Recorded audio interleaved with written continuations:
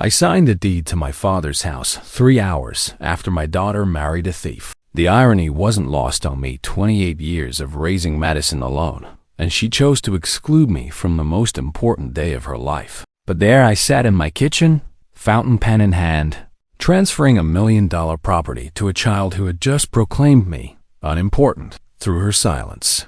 The Cape Cod house had been in our family for 4 generations. Great-grandfather Samuel built it with his own hands, moored by weatherboard, overlooking the Atlantic that had carried his dreams from Ireland to Massachusetts. My father inherited it, then I did, and now it would serve a different purpose entirely. If you feel like this story might reach you somehow, follow the channel. That way, you help me bring more stories like this, and we grow with every life we learn from. Trevor Matthews. Charming Trevor. Successful Trevor. The man who had systematically dismantled my relationship with my daughter had no idea what I knew about him. 3 months of private investigation had painted a picture so precise, so calculated, that even my nursing background couldn't have prepared me for the clinical coldness of his manipulation. But Madison didn't know that yet. The wedding photos appeared on social media within hours, each image a small knife twisted deeper.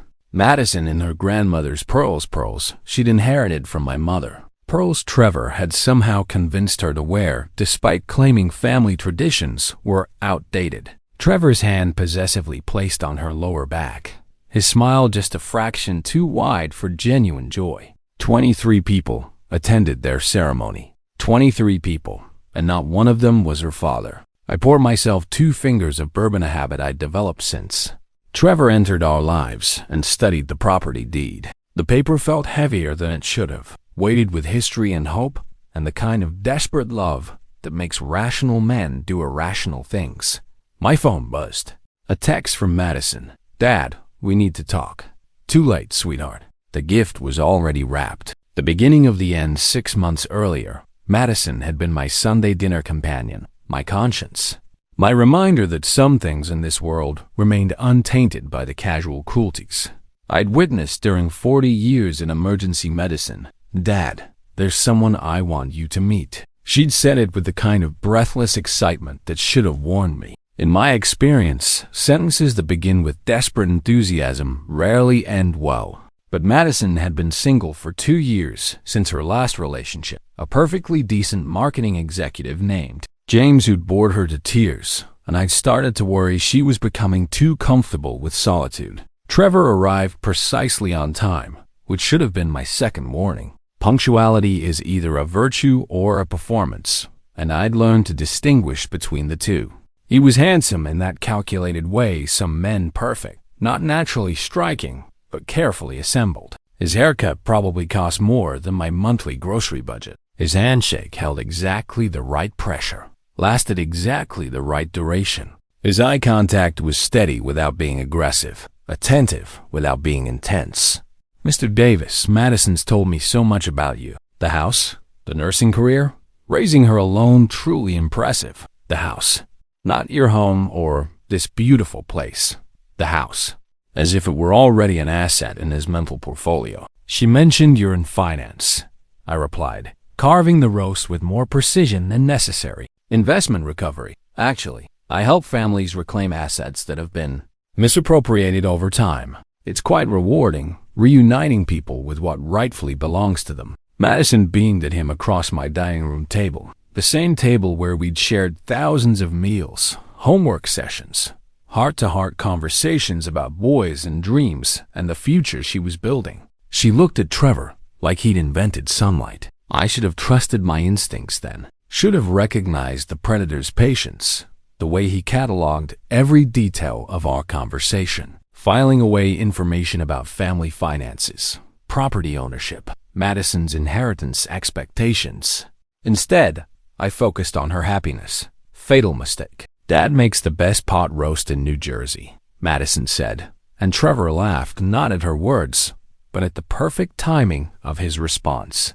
"I can see where Madison gets her taste for quality," he said, and the compliment felt like a fishing line cast into deep water. By dessert, he'd learned about the Cape Cod property, my late parents' estate, Madison's trust fund, and her position as my sole heir. He absorbed this information with the practiced ease of someone who'd done this before. After they left Madison radiant, Trevor charming to the last handshake, I stood in my kitchen and felt the first cold finger of dread trace down my spine. Some instincts transcend logic. 40 years of emergency medicine teach you to recognize danger before your conscious mind processes the symptoms. Trevor Matthews registered on that internal alarm system like a low-grade fever that would soon become something much worse. I was right to worry. I just had no idea how right. The isolation campaign Trevor's manipulation began with flowers. Madison started receiving elaborate bouquets every Friday, not just roses, but exotic arrangements that required special care, specific lighting, daily attention. Within a month, she'd transformed her apartment into a greenhouse, tending Trevor's gifts with devotion that bordered on obsession. "He's so thoughtful, Dad. Look at these orchids. They're from Thailand." She showed me photos during our increasingly brief phone calls. The flowers were beautiful and expensive and required her to stay home on weekends to maintain them. Clever Trevor. Each bouquet was a golden chain, binding her to her apartment, away from family dinners, away from our traditional Sunday visits to Cape Cod. "Maybe he could come with you next weekend," I suggested, already knowing the answer. "Oh, he's allergic to ocean air. Something about salt sensitivity and sinus problems. But he says the beach house sounds lovely from my descriptions." Allergic to ocean air. The man lived in New Jersey, 40 minutes from the Atlantic, and claimed saltwater sensitivity. I'd been a nurse long enough to know medical nonsense when I heard it, but Madison believed him. More troubling, she defended it. "Trevor thinks our Sunday dinners are sweet, but maybe a little limiting. He says successful couples need to establish their own traditions, not just inherit old ones. Establish their own traditions." The phrase echoed in my mind like a diagnosis I didn't want to accept. Within 2 months, our weekly dinners became bi-weekly, then monthly, then special occasions only. Each cancellation came with elaborate explanations. Trevor had planned a surprise. Trevor was feeling unwell. Trevor thought Madison needed rest. Trevor. The man had become the sun in Madison's universe, and I was relegated to a distant planet, growing colder by degrees. "Dad, you seem lonely lately. Trevor thinks maybe you're too dependent on our relationship. He says it might be healthier for both of us if we had some space to grow individually." The words came out of Madison's mouth, but they were Trevor's thoughts. Trevor's psychological manipulation disguised as concern for my well-being. I recognized the technique: isolation disguised as independence, control masquerading as care. "Madison, sweetheart, when did I become the problem in your life?" The question hung in the air between us like smoke from a house fire. She shifted uncomfortably, glanced at her phone, probably checking for Trevor's approval of her responses. "You're not the problem, Dad. It's just ... Trevor helps me see things differently, more clearly, as if 28 years of father-daughter devotion had somehow clouded her vision. That night, I sat in my kitchen and made the decision that would define the next phase of our lives. I opened my laptop and began researching Trevor Matthews. What I found was worse than my darkest suspicions. The investigation Marcus Webb looked like Central Casting's idea of a private investigator rumpled jacket. Sharp eyes, the kind of cynical competence that comes from seeing too much human nature at its worst. "Trevor Matthews," he repeated, typing the name into his laptop. "Spelled at Matthews with 2 T's? 1 T. And Marcus, I need you to understand. This is my daughter we're talking about. If I'm wrong about this man, if I'm just a jealous father seeing threats where none exist. Mr. Davis, in 30 years of investigation, jealous fathers are usually right. They just lack evidence." Marcus looked up from his screen. "When did you first suspect something was off?" "The 3rd Sunday dinner." He asked too many questions about family finances. Casual questions, but I paused, trying to articulate the instinct that had driven me to this shabby office in downtown Newark. He listened like he was taking inventory. Marcus nodded. "Financial predators often target relationship assets before monetary ones. Let me run some background checks.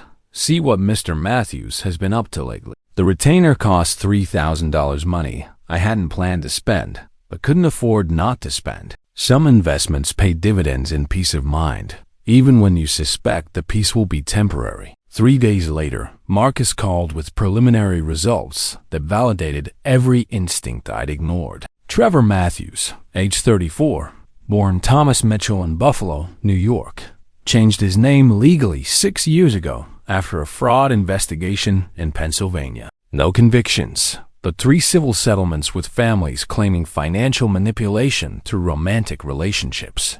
My blood chilled. How much money? Combined settlements totaled $2.3 million. The pattern's consistent targeted courtship of women from wealthy families, marriage or engagement, followed by suspicious financial transfers. He's careful, Mr. Davis. Always stays just this side of criminal prosecution. What about his current occupation? Investment recovery consultant, technically legitimate, but his client list includes several offshore entities with questionable backgrounds. He's good at hiding money, which means he's probably equally good at finding it. I thought about Madison's trust fund, the Cape Cod property, the life insurance policies that would eventually make her a wealthy woman. Trevor hadn't chosen her for love. He'd chosen her for her inheritance. There's more, Marcus continued. I found 2 women willing to speak confidentially about their experiences with Trevor. Emma Chun in Philadelphia and Sarah Walsh in Boston. Both describe similar patterns of isolation, manipulation, and financial pressure. Emma lost her grandmother's jewelry collection, approximately $400,000 in estate pieces. Sarah lost access to her family's vacation property in the Hamptons. Did they press charges? Emma tried. Trevor was smart enough to make everything look like gifts, loans, voluntary transfers. Sarah's family paid him to disappear quietly, didn't want the scandal of a public trial. I closed my eyes, seeing Madison's future written in the experiences of these other women. Trevor was patient, professional, practiced, and my daughter was walking directly into his trap. What do you need from me? Marcus asked. Time, I said, and evidence that will convince Madison before it's too late.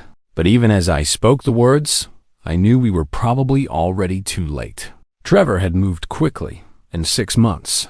He'd isolated Madison from her family, her friends, her support system. The engagement ring had appeared 2 weeks ago, along with Madison's breathless announcement that they were planning a small, intimate ceremony. Small and intimate. Translation: no family invited. Mr. Davis, there's something else you should know. Based on the pattern with his previous victims, Trevor typically moves to marriage within 8 to 10 months of initial contact. After marriage, the financial transfers accelerate rapidly. 8 to 10 months.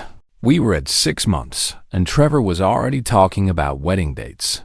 I had perhaps 2 months to save my daughter from a predator who had turned manipulation into an art form. The question was whether Madison would listen to evidence, or whether Trevor's psychological conditioning had already run too deep. The proposal Madison called at 11:47 p.m. on a Thursday, voice pitched high with excitement and something that might have been hysteria. Dad, wake up, Trevor proposed." I was already awake, reading Marcus Webb's latest report on Trevor's financial activities. But I feigned sleepiness to buy myself processing time. "That's wonderful, sweetheart. Tell me everything." He took me to that new restaurant in Soho, the one with the Michelin star rating. And right there, between the appetizer and entree, he got down on one knee in front of everyone. "Dad, the ring is gorgeous. 2 carats, princess cut, platinum setting." He said he'd been planning this for months. 2 carats. Approximately $15,000 for a ring, purchased on an investment consultant's salary. Either Trevor was financially irresponsible, or he was spending money that wasn't technically his yet. "When are you thinking about the wedding?" "Well, that's the thing. Trevor thinks we should do something small and soon. He says big weddings are just performances for other people, and we should focus on what makes us happy. Small and soon." The predator's timeline accelerating according to schedule. "Madison, I'd love to be part of whatever you choose." "About that, Dad." Her voice shifted, became defensive. "Trevor and I have been talking, and we think it might be better if the wedding was just immediate family. His parents, maybe a few close friends. Nothing elaborate. Immediate family." But I was her immediate family, her only family, after her mother's abandonment 20 years ago. Sweetheart, I raised you alone for 28 years. I think that qualifies me as immediate family. Silence. Then, Dad, please don't make this difficult. Trevor thinks. Well, he thinks maybe you've been a little too involved in my life. He's worried that having you at the wedding might create unnecessary drama. Unnecessary drama. The man who'd isolated my daughter from everyone who loved her was now positioning me as the disruptive influence. Madison, when have I ever created drama in your life? It's not that simple, Dad. Trevor helps me see patterns I didn't notice before. Like how you always want to control my decisions, or how you get jealous when I'm happy with someone else. The words hit like physical blows. These weren't Madison's thoughts. They were Trevor's psychological manipulations, planted and cultivated until she believed them as truth. Sweetheart, I want you to be happy. I've always wanted you to be happy, but I also want you to be safe. And Trevor, don't. Her voice turned cold. Don't start with the Trevor criticism. He warned me you might do this. He warned her. Of course he did. Trevor had probably scripted this entire conversation, anticipated my objections, prepared Madison's responses. I'm not criticizing Trevor. I'm asking you to think about the man who raised you, who's never missed a birthday or graduation or important moment in your life, and consider whether that man deserves to be excluded from your wedding. Dad, you're being manipulative. Manipulative. The word hung between us like a wall I couldn't reach. I love you, Madison. Whatever you decide about the wedding, that won't change. I love you too, Dad, but I need you to respect my choices, even if you don't understand them. After she hung up, I sat in my kitchen and felt the full weight of failure. 28 years of devotion, and I'd been outmaneuvered by a predator who'd known my daughter for 6 months. But I wasn't finished fighting. I called Marcus Webb. Time to accelerate the investigation, I told him. I need everything you can find on Trevor Matthews, and I need it before he marries my daughter. How long do we have? Based on tonight's conversation? Weeks, not months. Marcus was quiet for a moment. Then, Mr. Davis, you should know predators like Trevor often push for quick marriages, specifically to prevent family intervention. Once they're legally married, your daughter's assets become much more vulnerable. Then we stopped the wedding. With what? Everything we found is circumstantial. Pattern behavior, financial irregularities, suspicious timing, but nothing that would hold up in court or convince someone who's been psychologically conditioned to defend her abuser. Abuser. The word I'd been avoiding finally spoken aloud. What do you recommend? Document everything. Gather every piece of evidence we can find, and pray that Madison sees the truth before it's too late. Prayer. In 40 years of emergency medicine, I'd learned that prayer was what you did when medicine failed.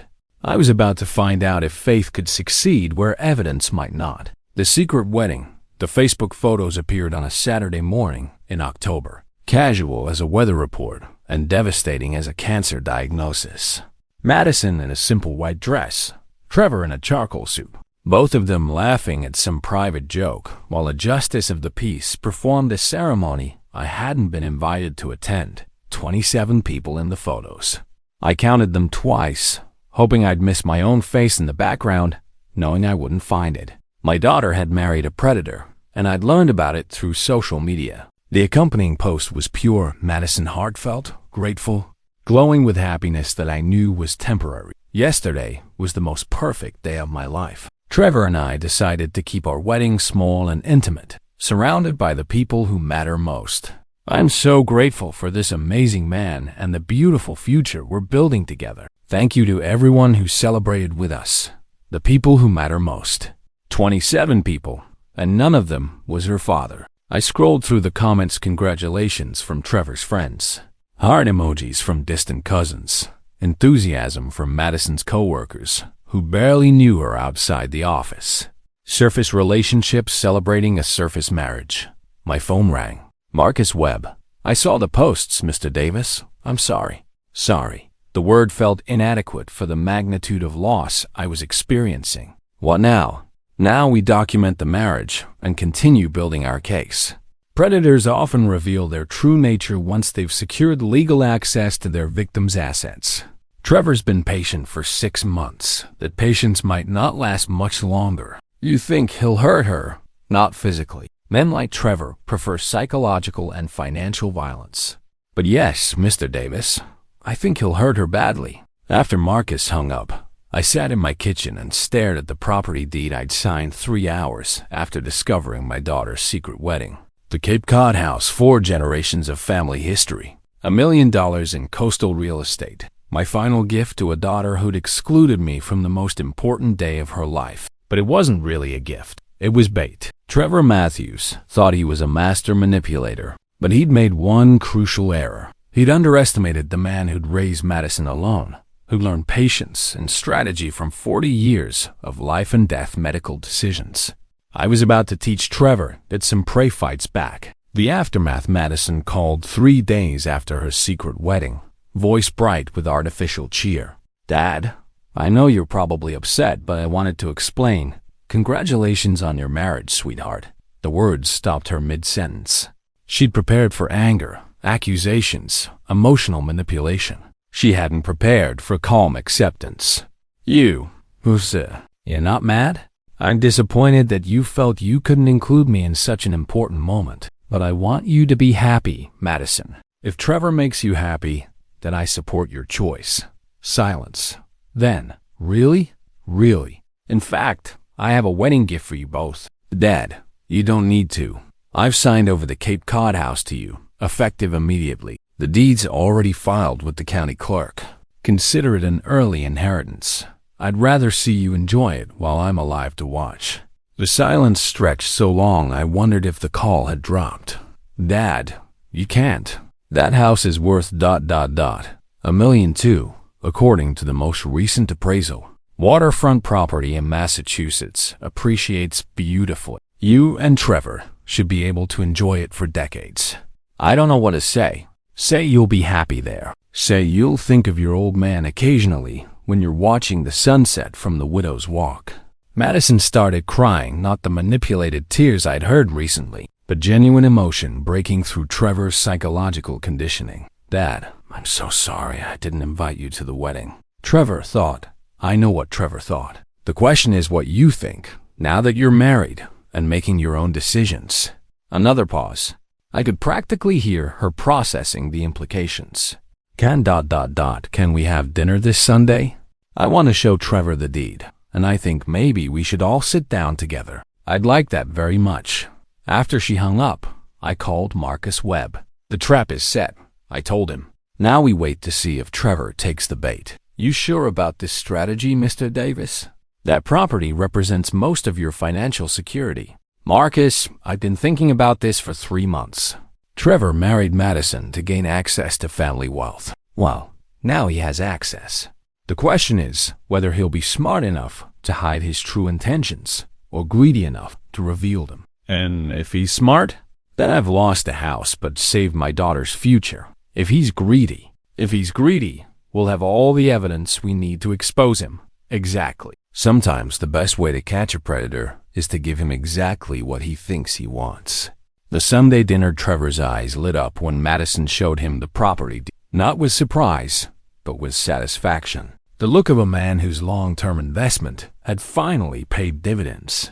"This is incredibly generous, Mr. Davis," he said, studying the document with practiced ease. "Waterfront property in this condition, with these development rights. Madison's very fortunate to have such a thoughtful father." Development rights.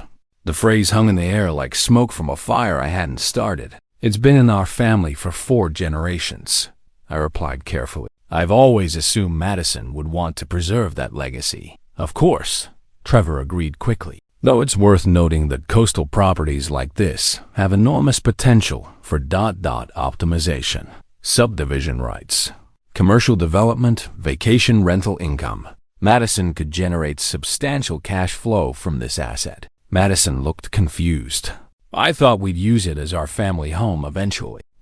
For weekends and summers." Trevor's smile tightened almost imperceptibly. "Absolutely, darling. I'm just saying we have options. Flexibility is important in any investment portfolio." Investment portfolio? Not family legacy, not childhood memories, not the house where Madison had learned to swim and build sandcastles and dream about her future. Have you had a chance to visit the property yet? I asked. Not yet, Trevor replied. But I've been researching the area. Fascinating history. Apparently, there was some kind of legal dispute about the original land grants back in the 1800s. Something about disputed ownership. Claims that were never fully resolved. My blood turned to ice water. Trevor had been researching more than just the area. He'd been investigating the property's title history, looking for legal vulnerabilities. That was settled generations ago, I said. My great-grandfather's claim was validated by the Massachusetts Supreme Court in 1923. Oh, I'm sure it was, Trevor agreed smoothly, though sometimes these old disputes can be revisited, especially when property values increase significantly. But that's probably nothing to worry about. Nothing to worry about. The man was already planning his attack on the property's legal foundation. Madison sensed the tension between us. Dad, the house is beautiful. I can't wait to show Trevor the Widow's Walk and the little beach where you taught me to fish. We should plan a visit soon, Trevor said. I'd love to see the property. Assess its potential. Assess its potential. Not appreciate its beauty. Not understand its history. Assess its potential for financial exploitation. After they left, I called Marcus Webb. He's already researching ways to challenge the property title, I told him. The man married my daughter 3 days ago, and he's already planning to liquidate her inheritance. That's faster than his usual timeline, Marcus replied. Emma Chun said it took him 4 months after their engagement to start pressuring her about her grandmother's jewelry. Sarah Walsh said he waited 6 months before suggesting she refinance her family's Hampton property. What's different about Madison? The Cape Cod house represents more money than his previous scores combined. $1.2 million in liquid assets could set him up for life or fund much larger operations. Larger operations. The phrase suggested Trevor wasn't just a small-time predator. He was building towards something bigger. Marcus, I need you to accelerate the investigation. Contact Emma Chun and Sarah Walsh. See if they'd be willing to go on record about their experiences and dig deeper into Trevor's current financial situation. If he's planning something larger, he might be taking bigger risks. What about Madison? I looked at the empty chairs around my dining room table, imagining years of Sunday dinners I might never share with my daughter again. Madison made her choice when she married him. Now I have to hope she'll make another choice when she sees who he really is. And if she doesn't, then I'll have lost my daughter to save her inheritance. Some battles you fight, not because you can win, but because the alternative is unthinkable. The revelation Marcus Webb called on a Tuesday morning with news that would change everything. Mr. Davis, I found something. Trevor's been busier than we thought. Tell me. 3 weeks ago, he filed incorporation papers for Matthews Development LLC in Delaware. The company's stated purpose is coastal property acquisition and commercial development. He's not just planning to steal Madison's inheritance. He's planning to use it as seed capital for a real estate development business. My hands tightened on the phone. What else? I spoke with Emma Chun and Sarah Walsh yesterday. Both women are willing to testify about their experiences with Trevor. And Emma's lawyer found some irregularities in the financial transfers that might constitute fraud. We're talking potential criminal charges, not just civil recovery. Have you told Madison any of this? Mr. Davis, that's your decision. But you should know Sarah Walsh said Trevor became increasingly aggressive after they were engaged. Psychological pressure, financial demands, threats to leave if she didn't comply with his wishes.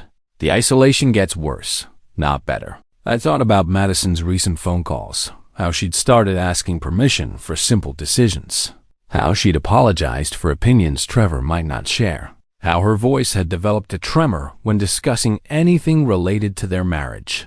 How long do we have, based on the incorporation timeline and Trevor's previous patterns? I'd estimate he'll start pressuring Madison about the Cape Cod property within the next month. Once he has her signature on development contracts, the money becomes much harder to recover. A month, 30 days to save my daughter from a predator who'd spent 6 months conditioning her to trust him above everyone else in her life. Marcus, arrange a meeting with Emma Chun and Sarah Walsh. I want to hear their stories directly. Are you planning to tell Madison? I'm planning to save my daughter. whatever that requires. The meeting took place in a small coffee shop in downtown Princeton, neutral territory, where Emma and Sarah could speak freely about their experiences with the man who'd systematically destroyed their trust in their own judgment. Emma Chun was 31, a software engineer with an MBA from Wharton and the kind of quiet competence that suggested she'd rebuild her life through sheer determination. Sarah Walsh was 29, a pediatric nurse whose gentle demeanor couldn't hide the steel in her eyes. Trevor was perfect for the first 4 months, Emma told me, stirring her coffee with mechanical precision. Charming, attentive, interested in my family history, my grandmother's jewelry collection, my career plans. He made me feel like the most fascinating woman in the world. When did things change? I asked. After he moved in with me, suddenly my friends were negative influences. My family was too controlling. My job was limiting my potential. Within 6 months, I'd quit my position at Google, stopped speaking to my parents, and started liquidating family assets to fund Trevor's investment opportunities. Sarah nodded grimly. Same pattern. Trevor convinced me that my family's Hampton house was just sitting there when it could be generating income. He said we could refinance the property, use the money to start a business together, build something meaningful. I signed the papers because I trusted him completely. How much did you lose? $400,000 in jewelry, Emma said. Family pieces dating back 3 generations, sold to fund what turned out to be fake investment accounts. $600,000 in refinancing proceeds, Sarah added. Plus the house itself. Trevor structured the deal so badly that we lost the property to foreclosure within 8 months. I felt sick. Did you try to get your money back? My family's lawyers recovered about $60,000 from Emma's situation, Sarah said. The rest disappeared into offshore accounts and shell companies. Trevor's very good at making money vanish. What about criminal charges? Emma shook her head. Everything was technically legal.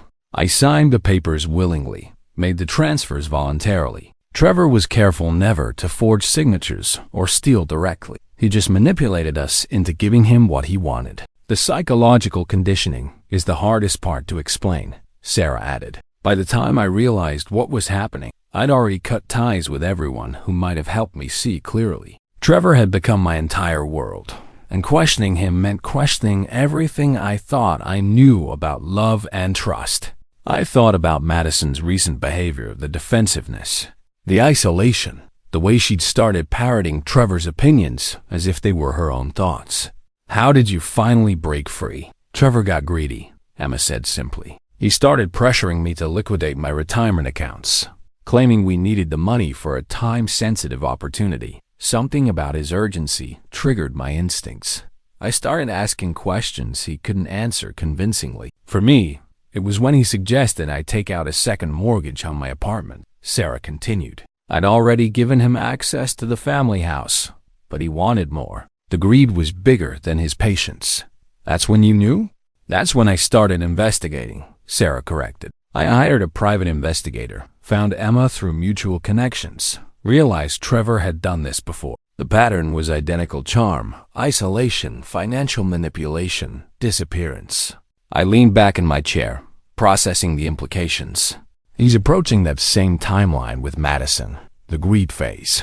Mr. Davis, Emma said gently, you need to understand by the time we realized what Trevor was doing, we'd already been psychologically conditioned to defend him against exactly the kind of intervention you're planning. Madison won't want to hear this evidence. She'll probably see it as confirmation that you're trying to sabotage her happiness. Then, what do you suggest? Sarah and Emma exchanged glances. Let him reveal himself, Sarah said finally. Trevor's weakness is his greed. He can't help pushing for more money, faster timelines, bigger risks. Eventually, he'll demand something that triggers Madison's instincts. And if he doesn't? If Madison gives him everything he wants? Emma's expression hardened. Then she learned the same lesson we did, that some people view love as a business opportunity and trust as a commodity to be exploited. But at least she'll learn it while she's young enough to rebuild. The words offered cold comfort, but they also provided a strategy. Instead of fighting Trevor directly, I would document his behavior and wait for him to overreach. Sometimes, the best way to catch a predator is to let him think he's already won. The pressure campaign, Trevor's true nature emerged gradually, like a photograph developing in chemical solution. It started with subtle suggestions about the Cape Cod property's wasted potential. Madison mentioned during our increasingly rare phone calls that Trevor had been researching coastal development regulations, vacation rental markets, commercial zoning possibilities. He thinks we could generate significant income from the house while still enjoying it personally, she told me, her voice carrying that defensive tone I'd learned to recognize. Rent it out during peak season, use the income to maintain the property, and fund our other investments. Trevor was already planning to use Madison's inheritance as collateral for additional financial schemes. What do you think about that idea? I asked carefully. Well, it makes sense financially. The house just sits empty most of the year anyway. Trevor says that's poor asset management. My daughter was parroting investment terminology to justify liquidating 4 generations of family history. Have you visited the property yet? We're planning a trip next weekend. Trevor wants to assess the development potential, maybe meet with some local contractors about renovation possibilities. Development potential, renovation possibilities. Trevor was moving quickly now, transitioning from charm to pressure. 3 days later, Madison called again, this time with barely concealed anxiety. Dad, Trevor's been talking to some developers about the Cape Cod house. He says there might be an opportunity to partner with a construction company. They'd handle the renovation and marketing. We provide the property and split the profits. What kind of renovation? Converting it into luxury vacation units. Trevor says we could triple our income potential with minimal investment on our part, converting our family home into vacation units. The idea felt like sacrilege, but I kept my voice neutral. That's a big decision, sweetheart. Have you had time to think about it independently? What do you mean? Have you spent time at the house recently? Walked through the rooms, remembered the family stories, considered what converting it might mean for future generations. Silence. Then, Trevor says I'm too sentimental about the property. He thinks that's preventing me from seeing its true potential. Too sentimental. Trevor was systematically disconnecting Madison from emotional attachments that might interfere with his financial plans. Madison, when did your feelings about family history become a problem to solve? They're not a problem, Dad. Trevor just helps me think more rationally about financial decisions. He says successful people don't let emotions cloud their business judgment. Successful people, rational thinking, business judgment. Trevor had convinced my daughter that love and loyalty were weaknesses to overcome rather than strengths to preserve. 2 weeks later, the pressure escalated. Dad, Trevor's found an investor who's interested in the Cape Cod property, a development firm that specializes in coastal projects. They're offering to buy the house for $4 million. That's $200,000 above the appraised value, $1.4 million. Trevor had found buyers before Madison had even seen the property. That's a significant offer, I said carefully. But sweetheart, you haven't even spent a night in the house yet. Don't you think you should experience the property before deciding its future? Trevor says waiting is just a way to rationalize emotional decision-making. The market for coastal properties is at a peak right now. Waiting could cost us hundreds of thousands in lost opportunity. Trevor had transformed my daughter's inheritance from a family legacy into a financial transaction with an expiration date. What's the timeline on this offer? They need an answer within 2 weeks. Trevor's already had lawyers review the purchase agreement. He says everything looks standard. 2 weeks. No time for reflection, consideration, or family consultation. Classic predator timing. Create urgency to prevent rational evaluation. Madison, I'd like to ask you something, and I want you to think carefully before answering. Okay, ... When you imagine your future 5 years from now, 10 years from now, where do you see yourself living? What kind of life do you want to build? Long pause. Trevor and I haven't really discussed long-term plans specifically. He says it's important to stay flexible, adapt to opportunities as they arise. Stay flexible, adapt to opportunities. Trevor was keeping Madison from developing independent visions that might conflict with his financial schemes.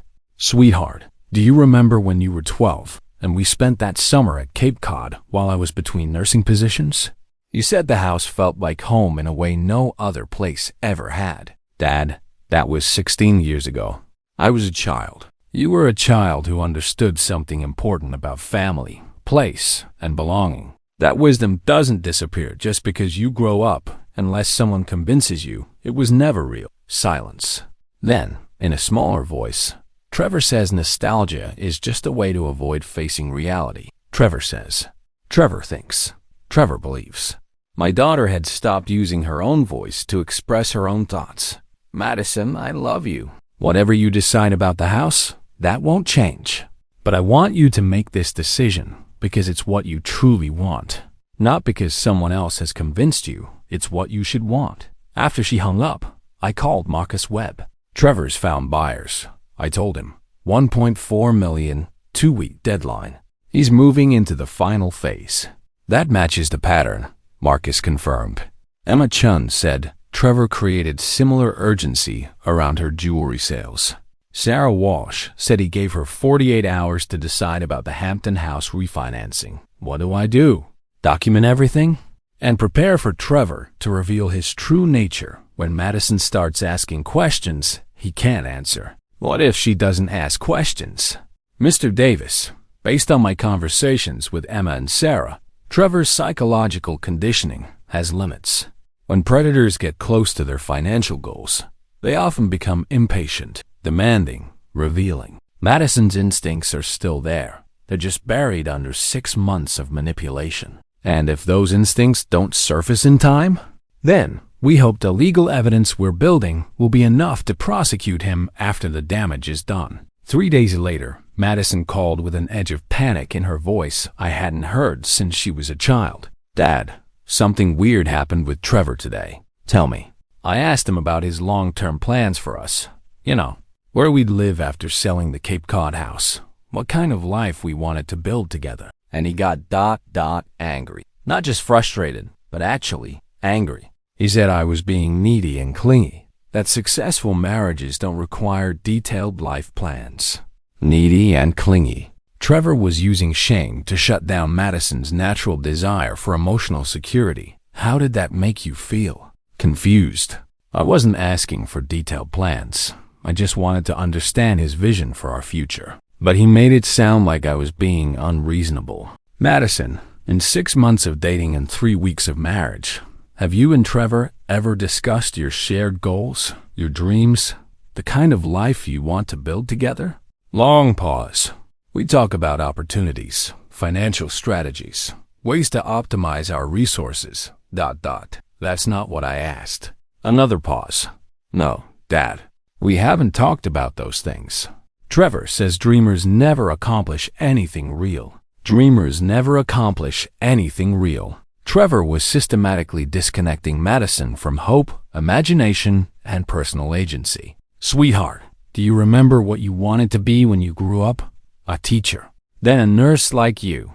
Then a marketing executive, which is what I became. Do you remember why you wanted those things? Because ... Because I wanted to help people. Make a difference. Build something meaningful. And what does Trevor want to build? Silence stretched between us like a bridge I was afraid to cross. I don't know, Madison admitted finally. Wealth, I think, security. But when I ask him about the details, he says I'm overthinking things. Madison, I want to tell you something, and I need you to hear it with an open mind. Dad, please don't criticize Trevor again. I'm not criticizing Trevor. I'm asking you to listen to your own instincts. The confusion you're feeling, the questions he won't answer, the way he dismisses your concerns. Trust those feelings. They're trying to tell you something important. What if I'm wrong? What if I'm just being paranoid? Then you will have taken time to think carefully about the most important decisions of your life. But Madison, what if you're right? After she hung up, I sat in my kitchen and felt the first stirring of hope I'd experienced in months. Madison was starting to ask questions. Trevor's conditioning was beginning to crack. Now I just had to hope it would crack in time. The breaking point Marcus Webb called at 6:23 a.m. on a Wednesday morning with news that changed everything. Mr. Davis, Trevor made a mistake. A big one. I was already pouring coffee. having slept poorly since Madison's last confused phone call. What kind of mistake? He filed a power of attorney document with Madison's signature, giving him legal authority to make financial decisions on her behalf. The problem is, Madison never signed that document. My blood chilled. He forged her signature? It appears so. I had a handwriting expert compare it to Madison's signature on the property deed you filed. Different pressure patterns, slightly different letter formations. It's forgery, Mr. Davis. That's a felony. Forgery. After months of careful psychological manipulation, Trevor had resorted to outright fraud. Does Madison know about this? Not yet. The document was filed yesterday with the county clerk's office as part of some development financing applications. Trevor's moving faster than his previous timeline. Something's pushing him toward desperation. What do you think happened? Based on the financing applications, I think Trevor's promised his development partners that he'll have $4 million in liquid assets available by the end of this month. When Madison started asking questions about their future plans, he probably realized she might not sign willingly, so he decided to forge her signature rather than risk losing the deal. Exactly. And that desperation is what we've been waiting for. I thought about Madison's recent phone calls, her confusion about Trevor's evasiveness, her growing questions about their relationship, her instinctive distrust of his urgency around the property sale. Marcus, I need you to contact Emma Chung and Sarah Walsh. Ask them if they'd be willing to meet with Madison directly. It's time for my daughter to hear the truth from other survivors. Are you sure she's ready? Trevor just committed felony forgery to steal her inheritance.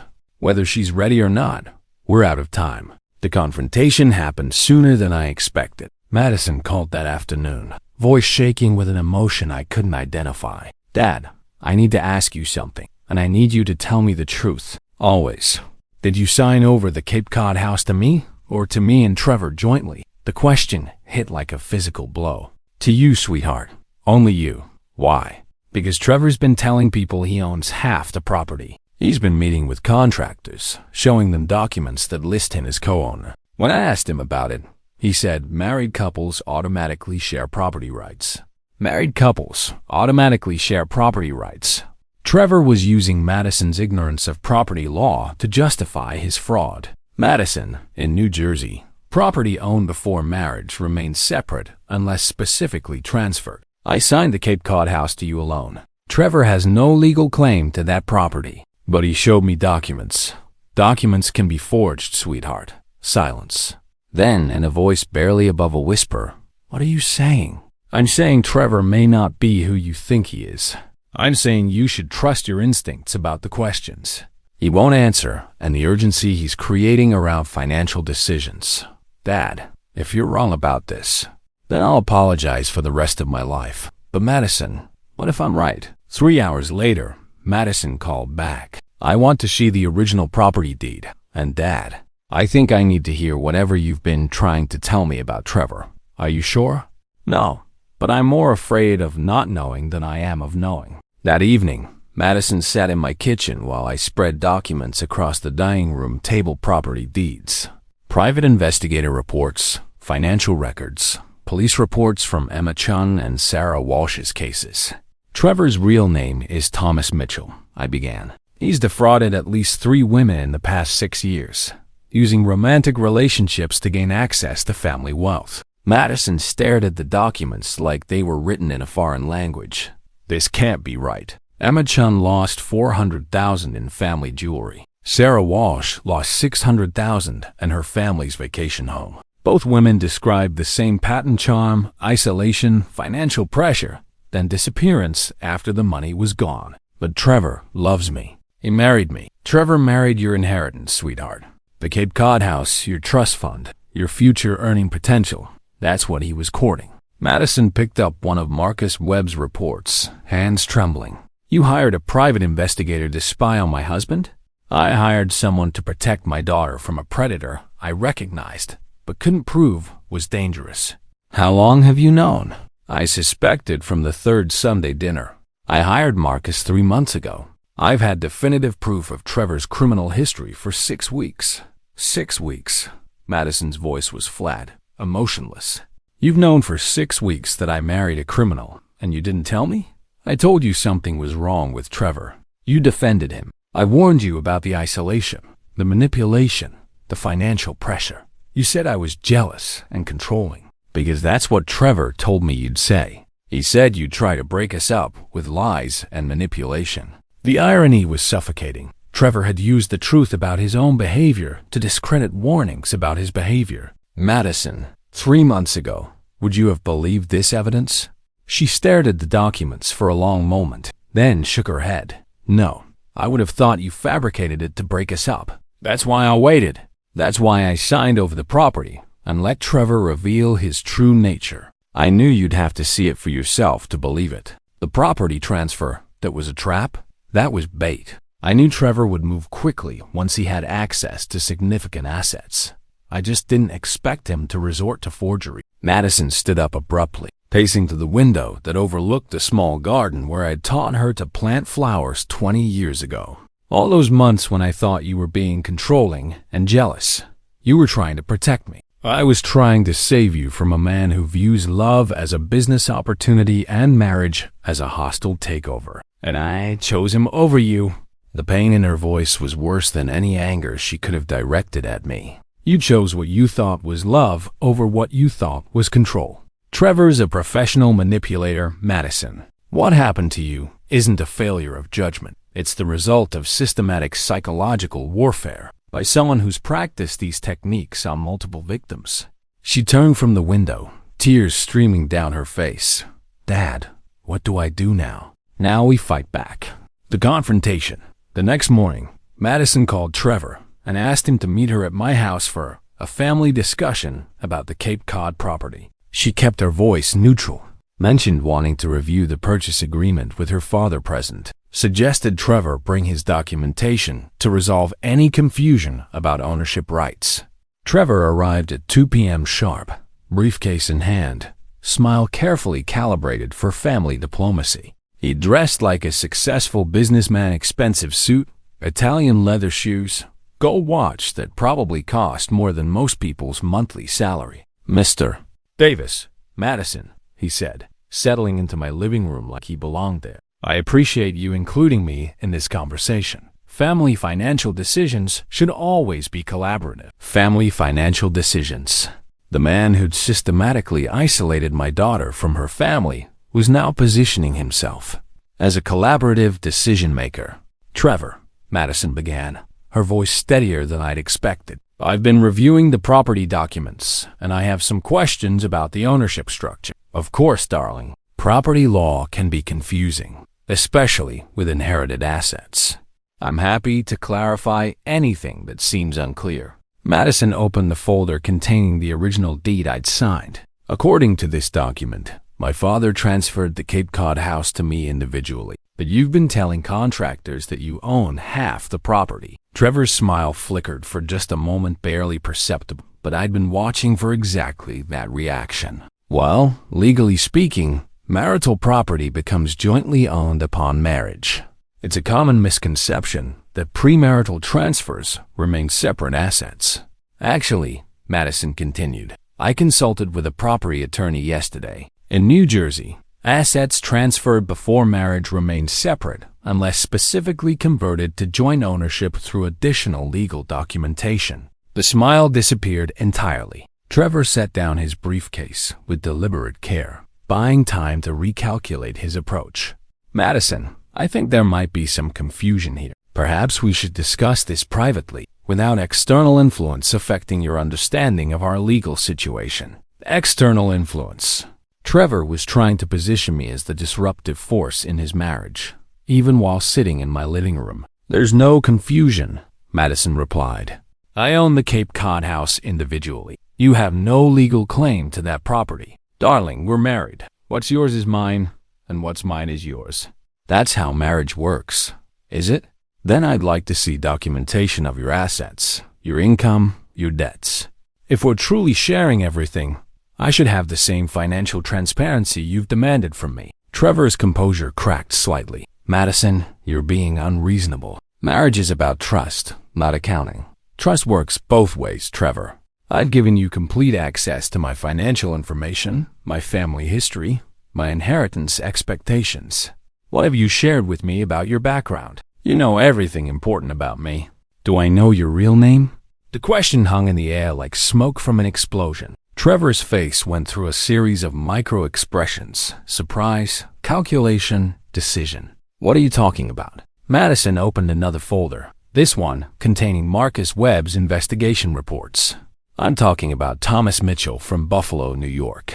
I'm talking about fraud investigations in Pennsylvania, civil settlements with Emma Chun and Sarah Walsh, incorporation documents for development companies filed 3 weeks after our wedding. Trevor's mask finally slipped completely. The charming, successful businessman disappeared, replaced by something cold and calculating and utterly without empathy. You hired investigators to spy on your own husband? My father hired investigators to protect me from a predator. Your father poisoned you against me from the beginning.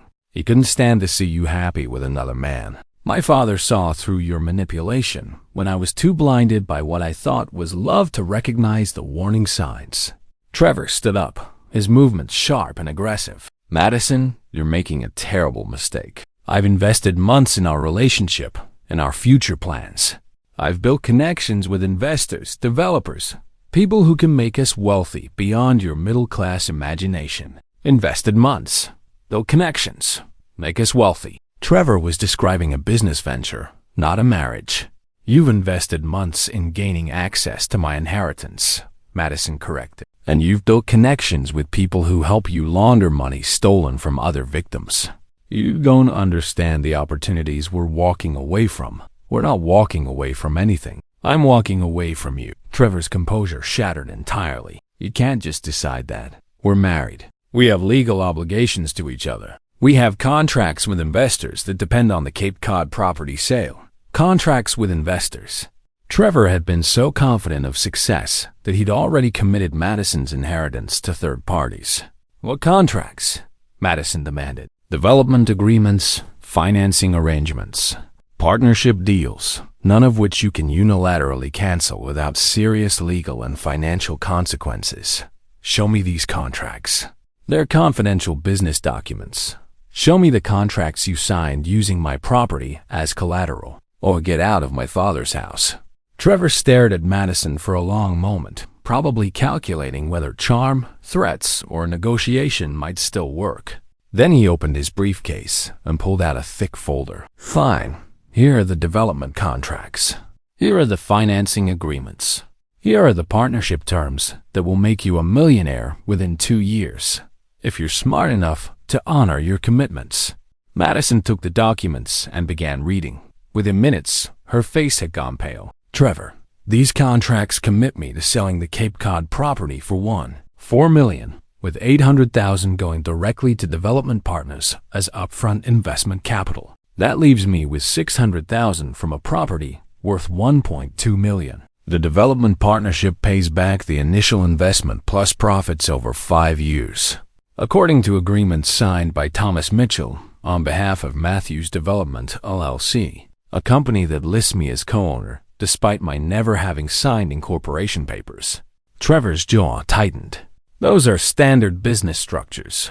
These are fraudulent documents committing me to financial obligations I never agreed to with business partners I never met. Madison, you're overreacting. I'm reacting appropriately to discovering that my husband has been forging my signature on legal documents.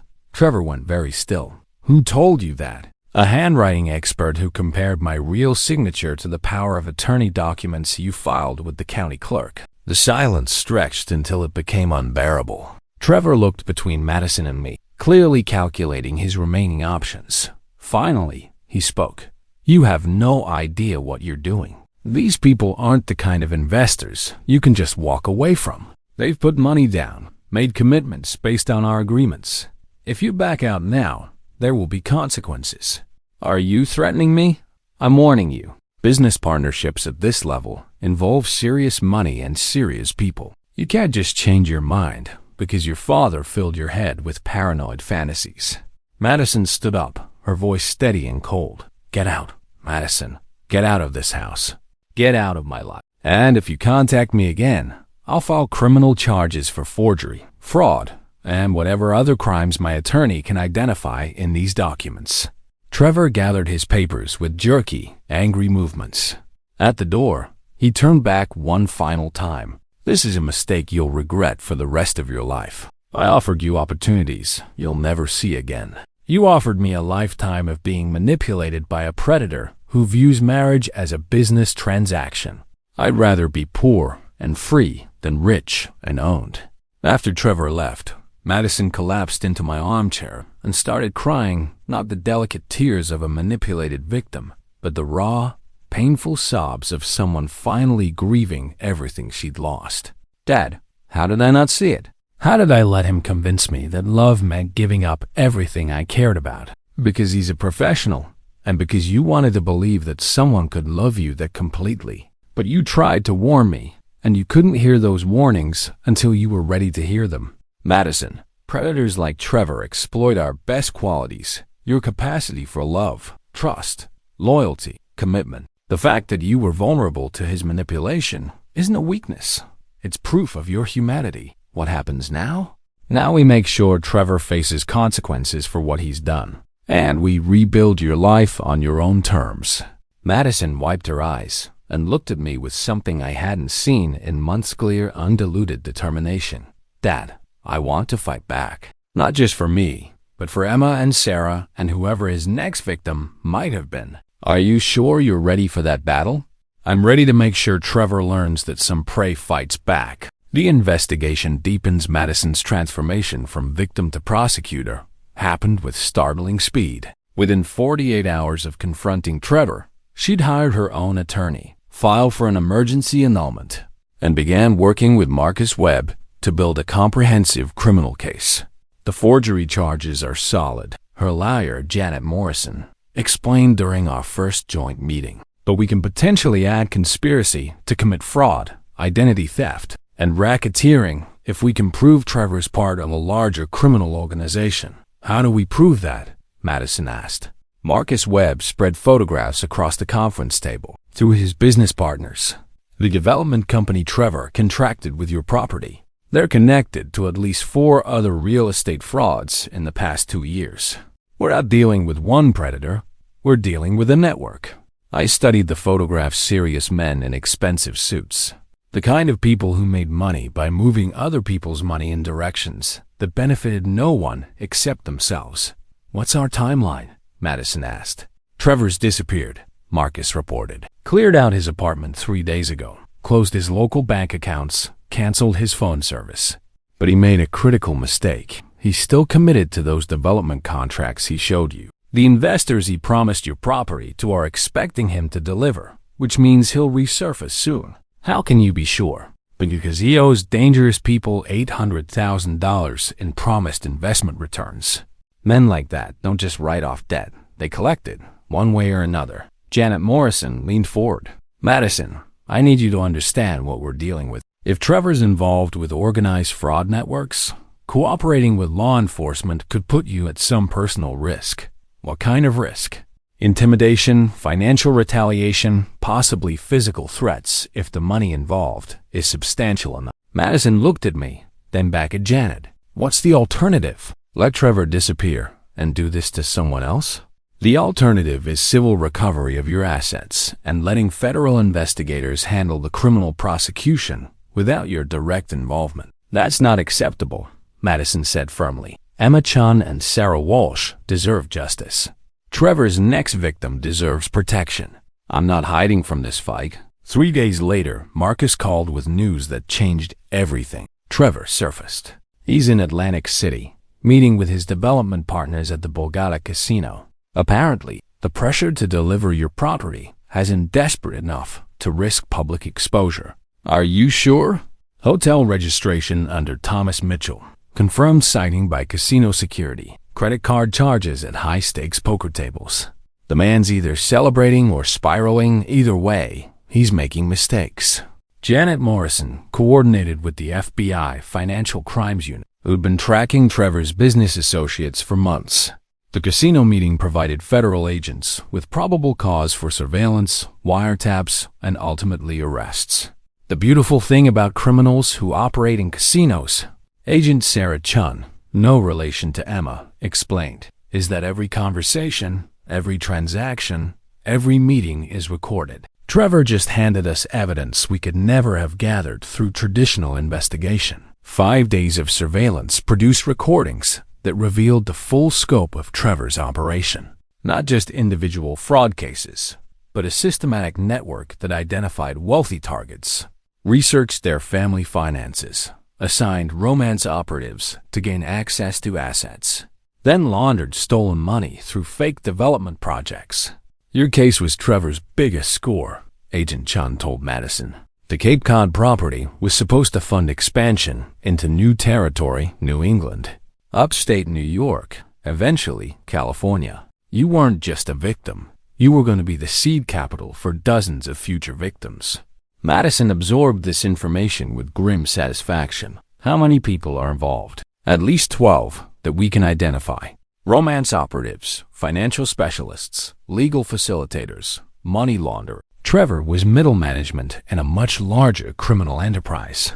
The arrests happened simultaneously across 3 states, New Jersey, Pennsylvania, and New York. Trevor and 8 associates taken into custody on charges ranging from wire fraud to racketeering to organized conspiracy. The news coverage was extensive. Not just local crime reporting, but national stories about romance fraud, financial elder abuse, the psychology of predatory manipulation. Madison agreed to several interviews, speaking publicly about her experience with the kind of courage that transforms personal trauma into social advocacy. I want other women to recognize the warning signs I missed, she told a reporter from CNN. Isolation from family and friends, pressure to make rapid financial decisions, partners who deflect questions about their own background while demanding complete transparency about yours. Love shouldn't require you to give up everything you care about. Emma Chun and Sarah Walsh contacted Madison after seeing her interviews. The 3 women formed an unexpected sisterhood, supporting each other through the legal process, while working with federal prosecutors to ensure maximum sentences for their abusers. The hardest part isn't the financial loss, Sarah explained during one of their weekly coffee meetings. It's rebuilding trust in your own judgment. Trevor made me doubt everything I thought I knew about people, relationships, even my own instincts. But we were right to be suspicious, Emma added. Our instincts were working. We just let our abusers convince us those instincts were character flaws instead of survival mechanisms. Madison nodded. My father tried to warn me, and I thought he was being controlling. Turns out, protective love looks a lot like control when you're being manipulated by someone who benefits from your isolation. The trial began 6 months later. Trevor and his associates faced federal charges in a courthouse where the evidence spoke louder than any manipulation tactics they'd previously employed. Emma testified about her grandmother's jewelry, Sarah about her family's vacation home, Madison about the Cape Cod property and the systematic destruction of her relationship with her father. The defendant didn't just steal money, Madison told the jury during her victim impact statement. He stole 2 years of my life, my trust in my own judgment, and my relationship with the man who raised me alone for 28 years. He convinced me that love meant isolation, that independence meant cutting ties with anyone who questioned his motives. She paused, making eye contact with Trevor across the courtroom. But he made one critical error. He underestimated the bond between a father and daughter. When he tried to isolate me from my family, he actually strengthened our connection. And when we stood together, his manipulation lost its power. Trevor's defense attorney tried to argue that his client was a victim of circumstance, a man whose romantic relationships had unfortunately intersected with complex financial arrangements. The jury didn't buy it. 12 hours of deliberation. Guilty on all counts. Trevor sentenced to 15 years in federal prison, his associates receiving sentences ranging from 8 to 12 years. Financial restitution ordered for all victims. The recovery of actual assets remained limited, since most of the stolen money had been laundered through offshore accounts and shell corporations. The sentence isn't about the money, Madison told reporters after the verdict. It's about accountability. It's about ensuring that Trevor and men like him understand that romance fraud isn't a victimless crime. It's a form of emotional terrorism that destroys lives, families, and communities. 6 months after Trevor's conviction, Madison and I drove to Cape Cod together for the first time in over a year. The house stood exactly as I remembered, weathered cedar shingles, blue shutters faded by decades of salt air. The widow's walk where 4 generations of our family had watched ships navigate the treacherous waters between dreams and reality. I'd forgotten how beautiful it is, Madison said, standing on the beach where I taught her to swim, to fish, to find sea glass among the tumbled stones. Trevor almost convinced me this place was just a financial asset. For him, it was. For us, it's something else entirely. We spent the afternoon walking through rooms that held 28 years of memories. Christmas mornings when Madison still believed in magic. Summer evenings when we'd read together on the screen porch. Quiet conversations about homework and heartbreak, and the future she was building step by careful step. Dad, I owe you an apology. You don't owe me anything, sweetheart. I owe you the biggest apology of my life. You tried to protect me from Trevor, and I chose him over you. I excluded you from my wedding, questioned your motives, made you feel like a stranger in your own daughter's life. Madison, let me finish. Let me finish.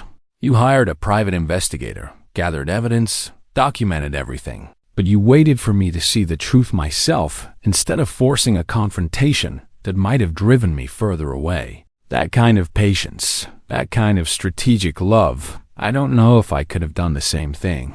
I sat down on the porch swing where my parents had rocked me to sleep 35 years ago, where I comforted Madison through childhood nightmares and teenage heartbreaks. I came very close to losing faith, I admitted. There were nights when I thought Trevor had won permanently, that I'd lost you forever to his manipulation, but you didn't give up. I couldn't give up. You're my daughter, Madison. The best thing I've ever done with my life. Fighting for you wasn't a choice. It was as necessary as breathing. We sat in comfortable silence, watching the tide change direction, listening to the sound that had provided the soundtrack to 4 generations of our family's most important conversations.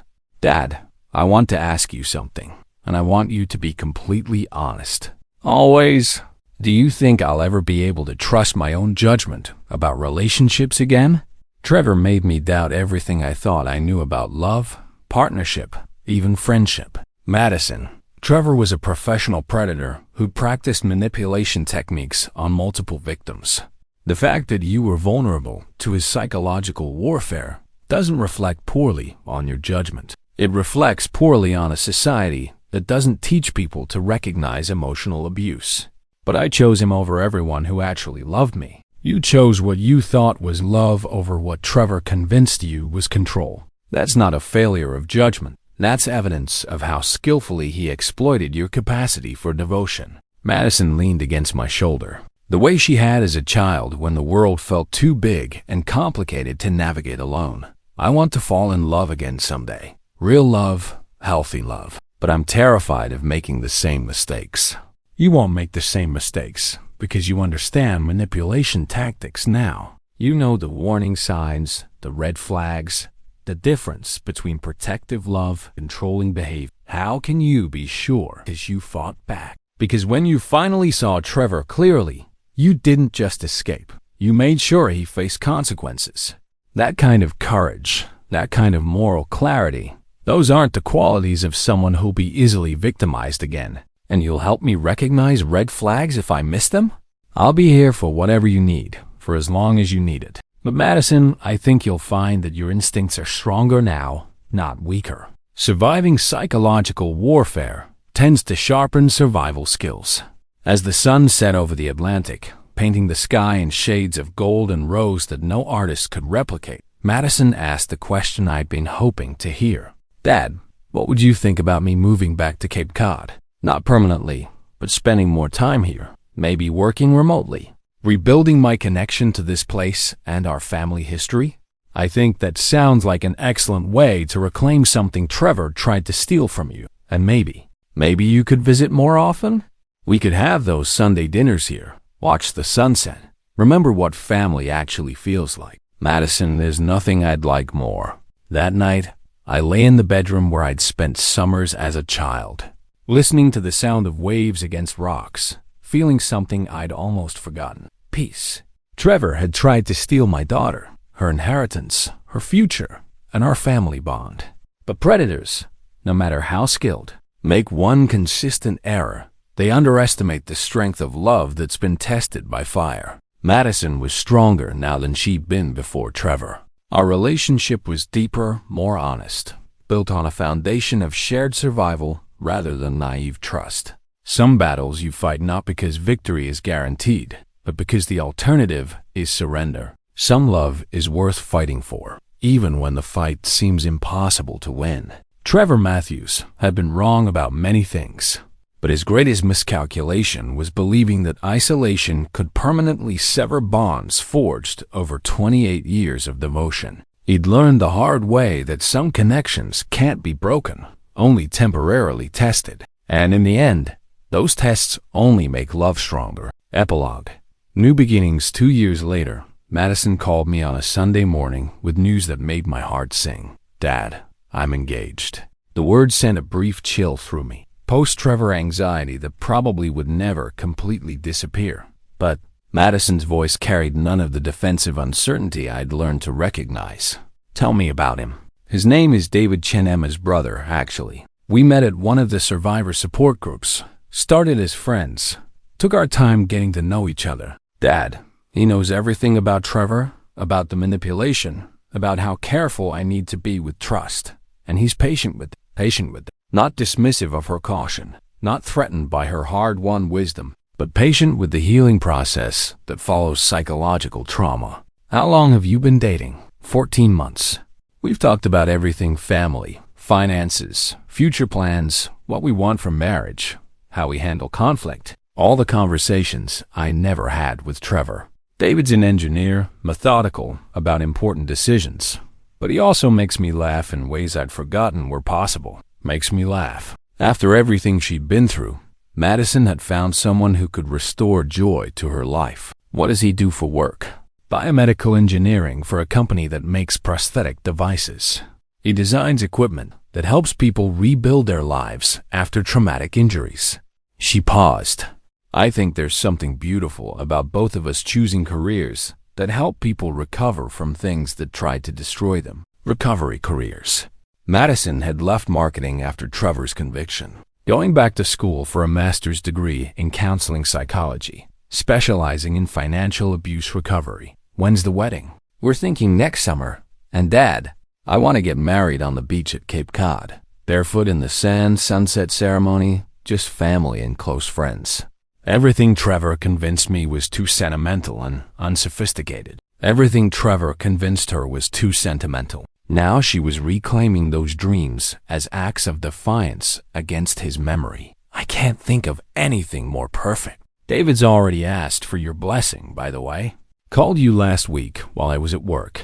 Had a 40-minute conversation about his intentions, his financial situation, his views on marriage and family. Very old-fashioned approach, but I think he understands how important your approval is to me now." David had called me the previous Tuesday, introduced himself with nervous formality, then spent the better part of an hour answering questions I hadn't even asked. Clear, direct responses about his background, his career, his feelings for Madison, his understanding of what she'd survived. "He seems like a good man," I told Madison. "Honest, thoughtful, genuinely interested in building something lasting with you rather than taking something from you." "That's exactly right. Dad, for the first time since Trevor, I feel like I can trust my instincts about someone. And my instincts say David sees me as a partner, not a possession. Partner, not possession." The distinction Trevor had systematically blurred until Madison couldn't tell the difference between love and control. "Are you happy?" "I'm happy in ways I didn't know were possible. Not just romantic happiness, but peace, security. The feeling that I can be completely myself with someone who actually likes who I am." After we hung up, I sat in my kitchen and felt the kind of gratitude that comes from watching someone you love rebuild their life stronger than it was before destruction.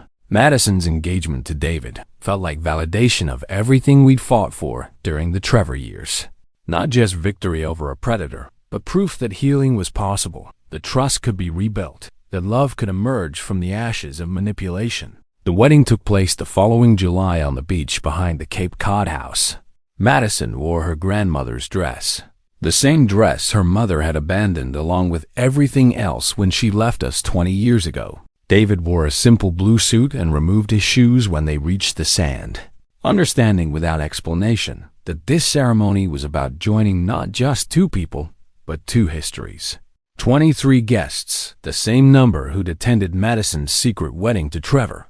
But these were people who'd earned their places through years of genuine relationship rather than careful manipulation. Emma Chun and Sarah Walsh served as Madison's attendants. 3 survivors standing together in sunlight and salt air, their presence a testament to resilience and the possibility of redemption. Marcus Webb attended with his wife, having become something like family through our shared battle against Trevor's network. Janet Morrison brought her teenage daughter, who'd been inspired by Madison's advocacy work, to study law with a focus on financial crimes.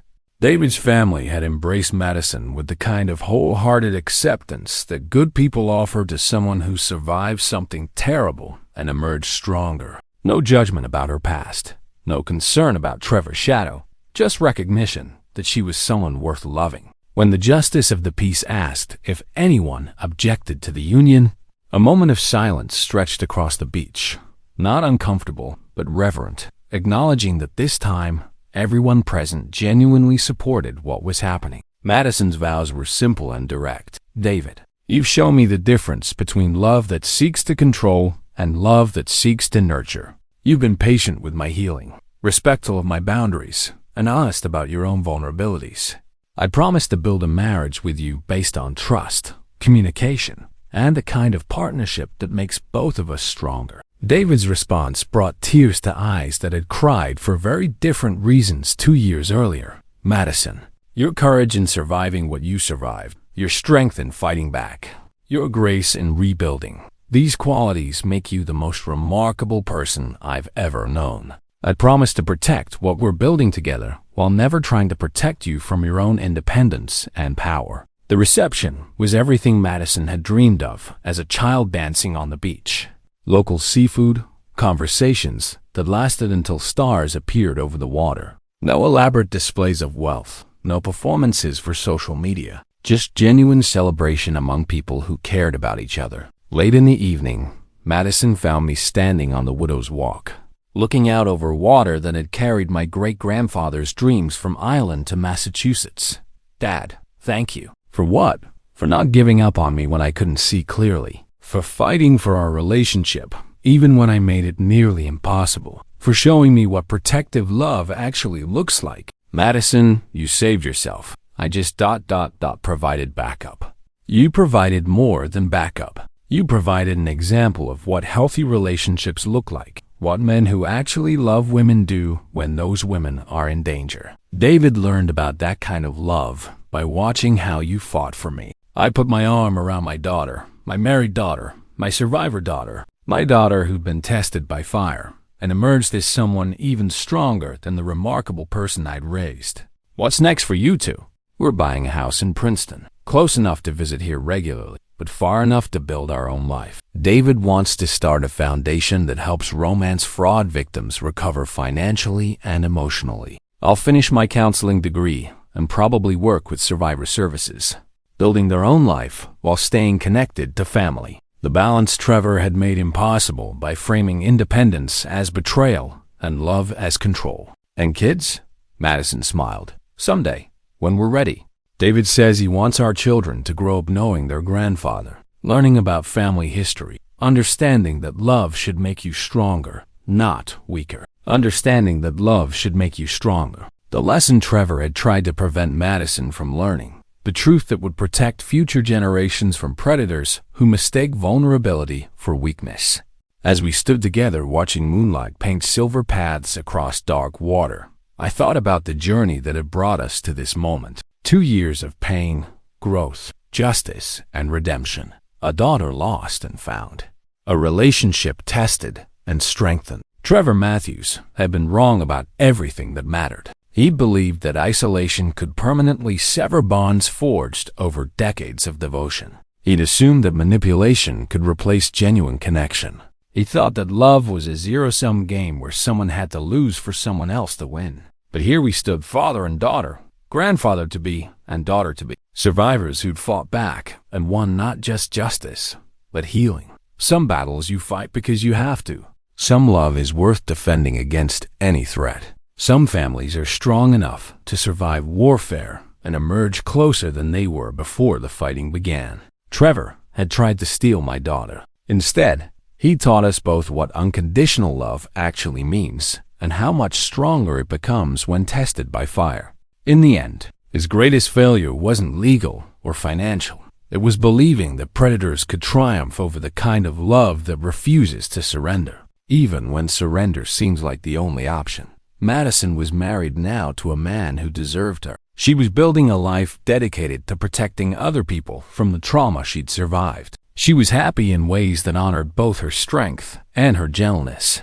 And I was her father, not the controlling influence Trevor had painted me as, but the man who'd loved her enough to fight for her even when she couldn't fight for herself. Some victories take years to achieve. Some love requires patience, strategy, and the willingness to endure temporary loss for permanent gain. But when you finally win, when the people you love are safe and strong and free to build the lives they choose, every moment of the battle feels worth the cost.